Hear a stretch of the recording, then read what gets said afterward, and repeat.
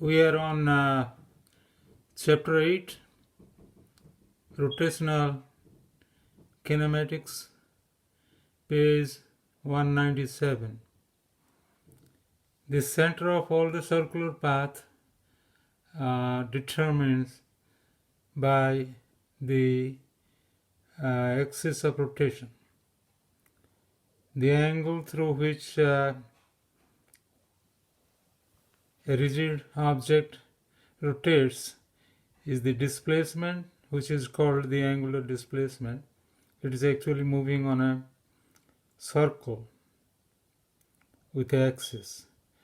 Body rotates about a fixed axis, and theta is the angular displacement measured in radians.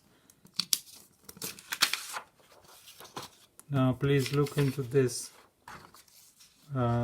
picture I have, where you can see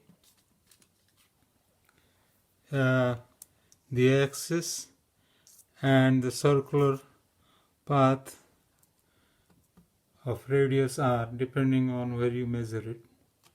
But the axis has to be the same, only rotation is different.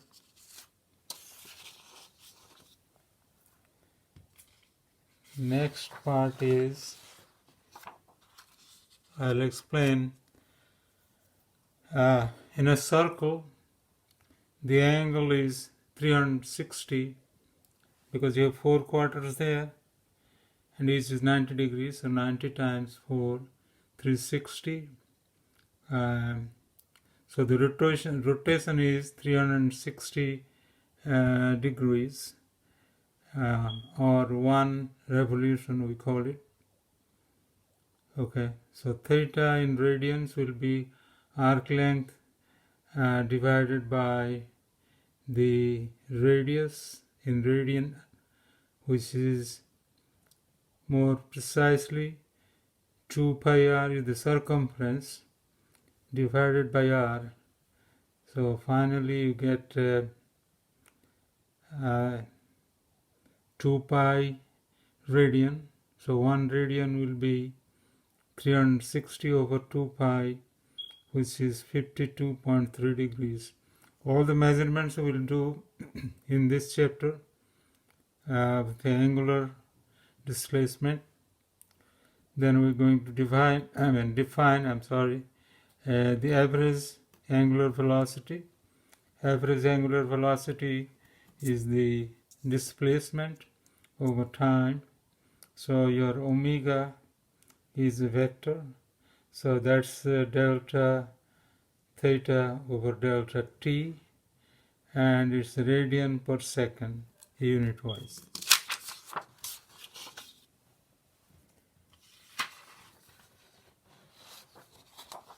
You can go over the example 5 in page 200.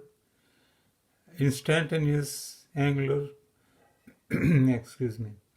velocity, which is omega here, and time limits to 0, then it is delta theta over delta t, which is similar to the one you have studied in chapter 2.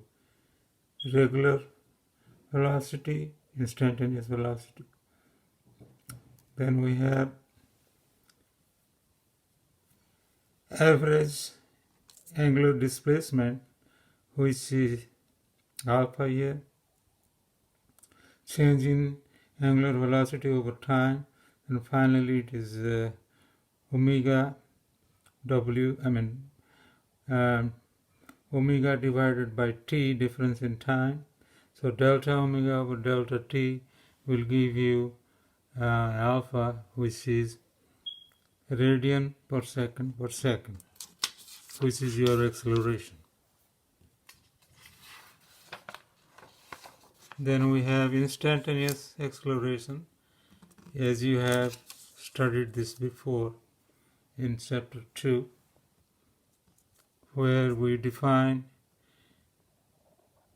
time limiting to 0. So at a particular instant we define the instantaneous angular acceleration for a given time, at a particular instant. Table 8.1 shows you the equations of rotational as well as linear motion. You can compare here.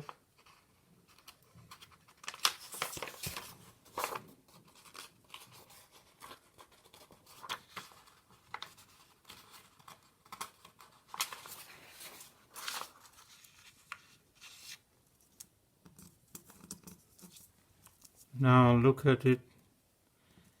You have rotational equations or rotational equation to be applied in this chapter 8. This is the linear motion with same variable 4 and 4 here. Now look at the symbols we used in rotational as well as linear motion. Theta, you have x. Omega, you have omega 0 is initial velocity. V0, omega, v is your velocity. Acceleration alpha, a time t.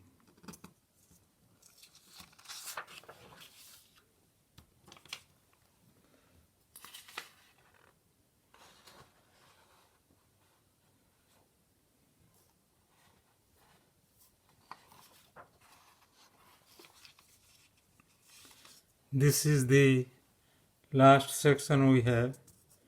We will be correlating tangential and regular acceleration.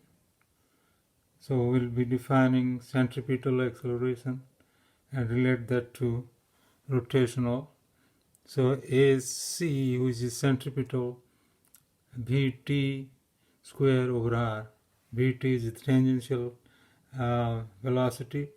So Vt again equals to r omega. So you substitute that, finally you come up with AC equals r omega square. That's measured in radians per second. You can look at this picture which will be more clear. He's defining, or rather showing the difference between tangential and the other factors of acceleration.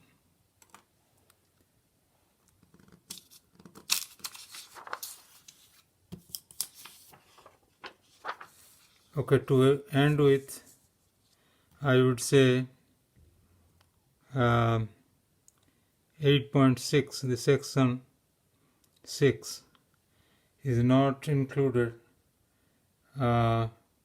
which is rolling motion. So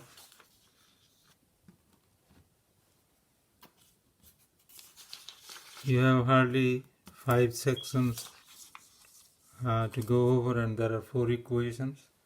So this is a easy chapter in the sense you'll be directly applying the 4 equations, just substituting the linear motion variables with rotational motion. That's all I would say, and thank you so much. Have a nice night.